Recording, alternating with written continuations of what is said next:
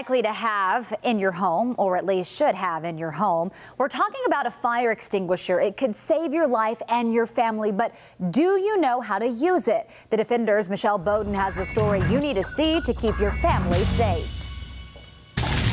It was flames like this on the evening news one night that sparked a simple question. The answer: it's a little scary. We wanted to find out, do you know how to find and operate the fire extinguisher in your home or at work? It could be hard. It can be stressful. Right. I always tell people during an emergency is not the time to be figuring everything out. Lee Kish is a fire inspector who teaches the class on working a fire extinguisher to firefighters and to everyday people.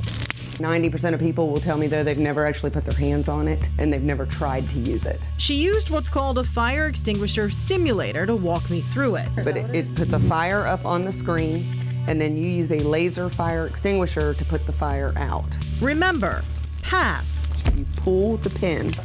You want to aim, and the most important thing is at the base of the fire. The base is your source. It's what's hot. That's where your problem is. And then squeeze is the handle, and sweep is just sweep it off the screen.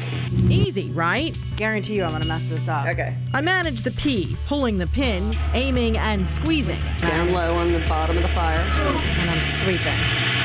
Keep going. You got it. So it's that pass really helped, though. Yeah. I had not heard that, and that actually walked me through it, each step. So what's the thing that surprises you most when you talk to people? The thing that surprises me the most is that most people think the best place to keep their extinguisher is in the kitchen. Nope, because most home fires start in the kitchen. You don't want to go to the fire to get to your fire extinguisher. She says the best idea, keep it close to your bedroom. And she recommends having one for every floor of your house. There's some easy ways to figure out if your fire extinguisher is still good. First, take a look at the gauge here. If the arrow is still in the green, you're good to go. If not, get rid of it. Also, look at the bottom. There should be a manufacturing date. This one says 2014.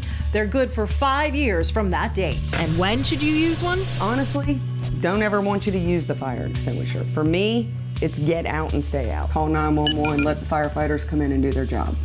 Is there any time where you should use the fire extinguisher? If the fire is between you and the door, you can use the extinguisher to get out the door. If the fire is very, very early, possibly. Fire doubles in size approximately every 30 seconds.